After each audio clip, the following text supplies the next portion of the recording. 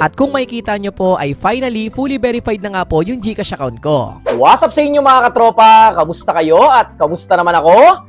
You know! So ngayon for today's video ay magkakaroon na naman tayo ng isang simpleng tutorial na kung saan ituturo ko sa inyo kung paano nga ba mag-fully verified ng isang GCash account gamit ang PhilHealth ID at Student ID. Yes, pwede na po ulit natin gamitin yon sa pag-fully verified, pero bago tayo magsimula, pasok! Intro!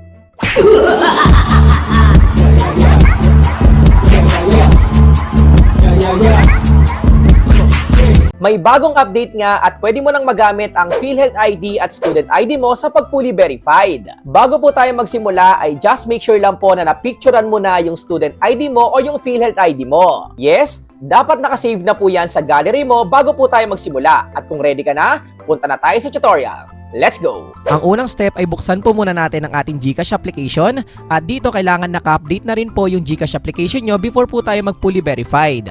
Dito ay pindutin lang po natin yung profile na nasa baba para makita po natin yung status ng ating GCash account. At kung makikita nyo po ay finally fully verified na nga po yung GCash account ko. Mas maganda po talaga kung naka-fully verified yung GCash account dahil magagamit po natin lahat ng features ng ating GCash. So dito pwede tayong mag-buy ng load, mag-pay ng bills, mag-send ng money, mag-cash in, mag-bank transfer at marami pang iba. Kaya ngayon ay mag-fully verified na tayo, i-exit po muna natin dito, scroll down lang po natin, makikita po natin dyan yung help sa baba at pindutin lang po natin yan. At dahil nga Student ID at PhilHealth ID nga yung available na ipapasa natin na ID ay pindutin lang po natin yung Visit Our Help Center. Dito po kasi tayo magkakaroon ng chance para makapag-submit po tayo ng concern or ticket kay GCash. At dito dahil may concern po tayo sa ating GCash verification sa account natin, dito po sa Product and Services pindutin natin yung Your Account. At ang next step ay kailangan lang po nating scroll down para makita po natin yung mga kategory na pwede po nating magamit. I-click lang po natin dito yung Verify Your Account.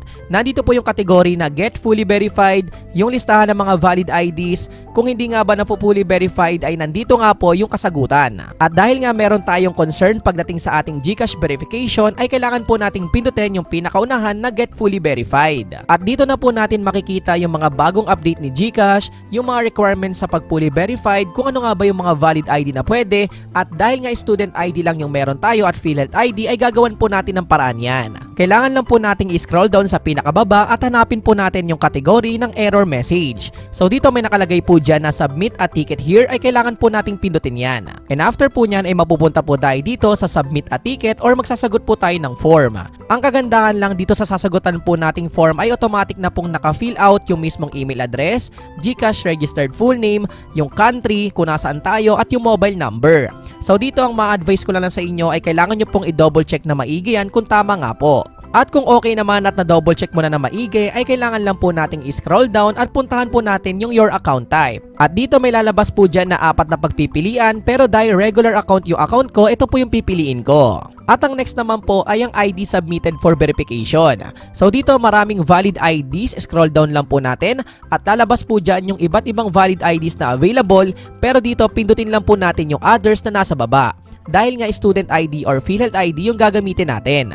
At para malaman po ni GCash kung Student ID or PhilHealth ID yung isasubmit po natin sa kanila na ID, kailangan maging specific po tayo dito. Dito po sa may specify here ay ilagay nyo lang po kung Student ID or PhilHealth ID yung ipapasa po natin sa kanila. Again, depende po sa inyo yan kung ano nga ba yung valid ID na meron po kayo. At ang next step naman po ay ang paglalagay ng description or yung concern natin kay GCash. So dito ilalagay nyo lang po yung Hi GCash, I want to submit my Student ID or my PhilHealth ID, depende po sa inyo yan, for my GCash account to be fully verified. Kindly assist me regarding my concern on verifying my account. I only have Student ID or PhilHealth ID and I want my GCash to be fully verified. Thank you. Huwag na huwag po kayong mag-alala dahil ilalagay ko naman po yung description o yung concern nyo kay GCash na pwede nyo pong gayahin dyan sa may pinned comment section sa baba. Again, hindi na po kayo mahihirapan dahil pwedeng-pwede nyo na po kopyahin or i-copy sa pinned comment section sa baba yung ginawa ko po dito or yung nilagay natin dito. Kung babasahin niyo pong mabuti, ang nilagay po natin dito ay yung concern natin regarding sa kung ano nga ba yung valid ID na meron tayo. So far, ang nilagay po natin dito ay ang student ID or PhilHealth ID, kung ano nga ba yung meron kayo. And also, nagpapa-assist tayo na sana ma-fully verified pa rin yung GCash account natin gamit lamang yung valid ID natin na student ID or PhilHealth ID.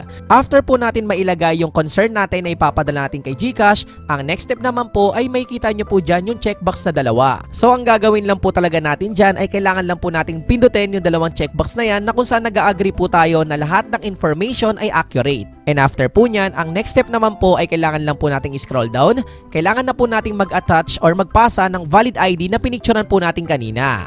So dito kailangan lang po nating pindutin yung add file na makikita nyo po dyan sa may gitna. Again, nabanggit ko nga po kanina na before po tayo magsimula ay mas maganda kung nakasave na po sa inyong mga gallery yung pinicturean nyo pong valid ID ninyo. At dito, hintayin lang po natin na ma-upload yung mismong valid ID natin. Kapag nakita nyo na po na ganyan yung itsura ng file type ay okay na po yan. Ang simpleng may advice ko lang po sa inyo ay just make sure lang po na malinaw yung pagkaka-picture nyo sa valid ID po ninyo. And also, dapat sa'yo mismo yung valid ID na yon at hindi po expired. At kung okay ka na at na-double check mo na lahat ng ipapasa nating information ay pindutin mo lang po yung submit na nasa baba. After po natin ma-submit yung ticket na ginawa po natin kanina, ay kailangan po natin maghintay within 7 days. Yung ticket po kasi natin o yung concern po natin ay dadaan pa po yan sa review and approval ni GCash. Ang simpleng maya advice ko lang po sa inyo ay lagi nyo pong i-check yung email nyo na nakakonect po sa GCash account nyo. At ganun lang po kasimple at kabilis kung paano nga ba mag-fully verified gamit ang PhilHealth ID at Student ID. At ayun lang po yung simpleng tutorial natin sa araw na to at sana meron ka pong bago natutunan.